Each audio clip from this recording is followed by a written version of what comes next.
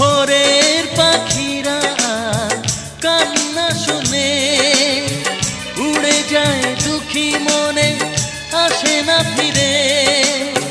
কষ্টের ঢেউ দোলা দিয়ে কি বলে, কষ্টের ঢেউ দোলা দিয়ে কি বলে, অসহায় জীবন কিভাবে চলে।